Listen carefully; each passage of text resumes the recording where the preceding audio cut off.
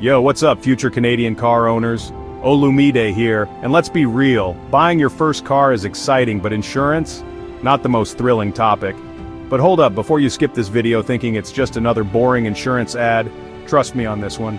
We're diving deep into Canadian car insurance, breaking down the must-knows so you can save serious cash and avoid getting ripped off. We're talking about practical tips you can use right now to get the best possible rates. Think of this as your ultimate guide to navigating the world of Canadian car insurance like a pro. Let's get started.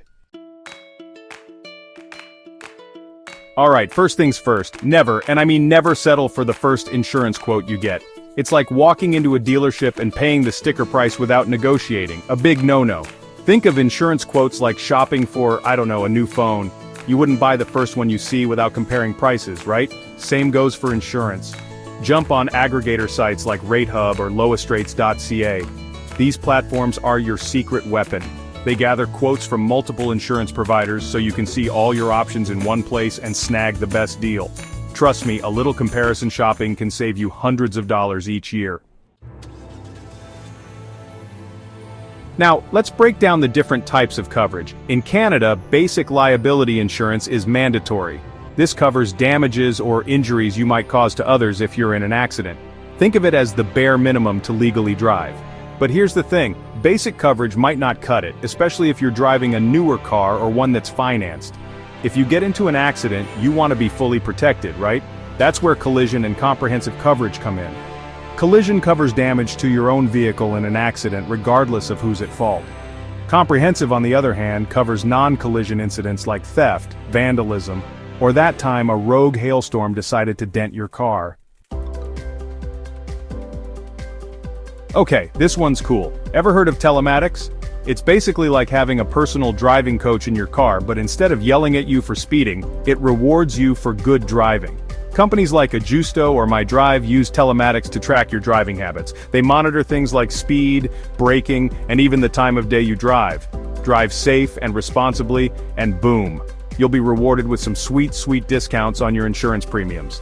Think of it this way, you're already driving, right? Why not get rewarded for doing it safely?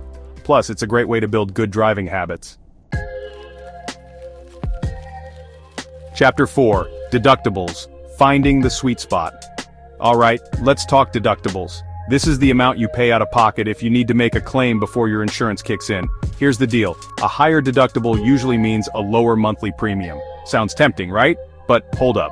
While a higher deductible can save you money each month, make sure you can actually afford to pay it if you get into an accident. There's no one-size-fits-all answer here.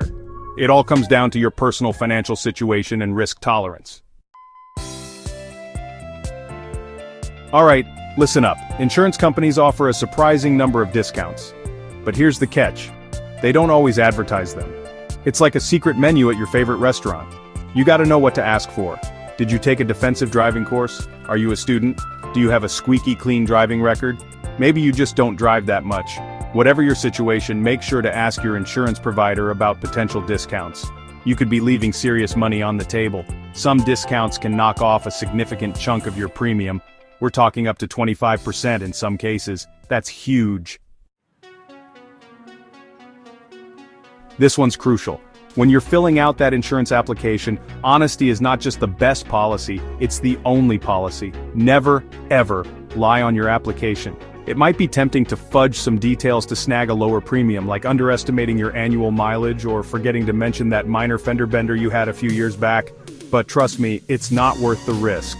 Insurance companies are incredibly thorough, and if they find out you've been dishonest, they can cancel your policy or even worse, deny your claims when you need them the most. Even if you're not driving your car every day, don't even think about letting your insurance lapse.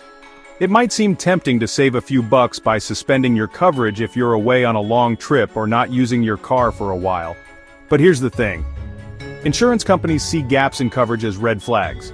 Why? It suggests you're a higher risk driver. They might think you were driving without insurance during that time, which could lead to higher premiums when you try to get coverage again. The takeaway? Keep that coverage active even if you're not driving as much as usual. There you have it, your crash course, pun intended, on car insurance in Canada. Getting the right coverage doesn't have to be a headache. Remember, Take the time to shop around, understand your coverage options, and don't be afraid to ask for those discounts. Being informed is the best way to save money and make sure you're fully protected on the road. Now get out there, drive safely, and enjoy the freedom of having your own set of wheels. And hey, if you found this video helpful, hit that like button and subscribe for more personal finance tips tailored for US Canadians.